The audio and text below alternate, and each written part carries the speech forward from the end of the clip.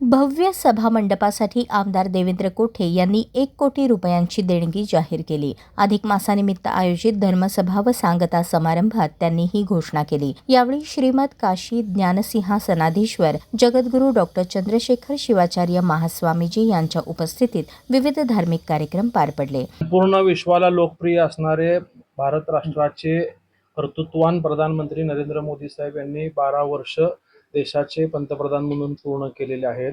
देशातले सर्वाधिक काळ लोकनियुक्त पंतप्रधान म्हणून काम करण्याचा बहुमान त्यांना मिळालेला आहे आणि त्यांच्या कारकिर्दीत फक्त 12 वर्षाची कामगिरी नाही तर 150 कोटी जनतेला अनेक दशकं तर शतकं अपेक्षित असलेली कामं मोदीजींच्या या 12 वर्षाच्या काळात पूर्ण झाली।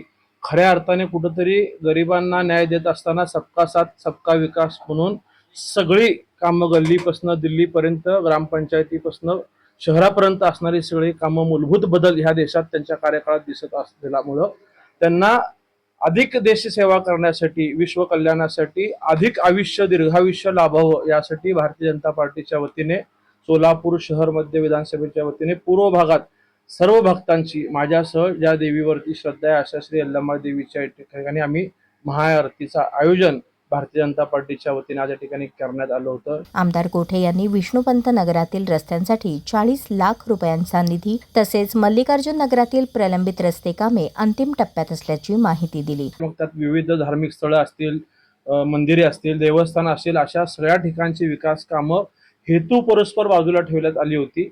मी आमदार झाल्यापासून मागच्या 15 महिन्यात या सगळ्या ठिकाणी प्राधान्याने बजेट देण्याचा प्रयत्न केलेला आहे।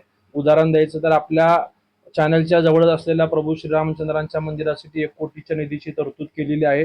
बालाजी मंदिर जवळ 40 लाख रुपयाचे रस्ते दिलेले आहेत। शहरातल्या सगळ्या देवस्थानाला मग रामदेवतांच्या सिद्धरामेश्वरांच्या 68 लिंगासाठी असतील ह्या सगळ्या ठिकाणी आपण मोठ्या प्रमाणात निधी देतोय।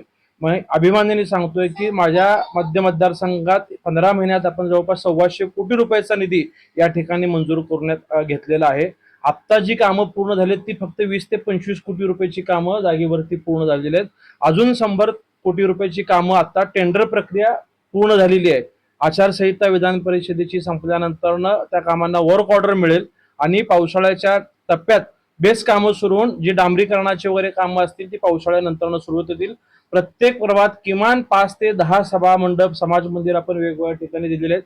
त्यामुळे एक मोठा बदल पुढच्या वर्षभरात आपल्या मतदारसंघातील प्रत्येक ठिकाणी या ठिकाणी आपल्याला दिसून येईल। परिसराच्या विकासासाठी भविष्यातही आवश्यक निधी उपलब्ध करून देण्याचे आश्वासन त्यांनी दिले। कार्यक्रमास विविध मान्यवर, मठाधीश आणि स्थानिक नागरिक मोठ्या संख्येने उपस्थित होते।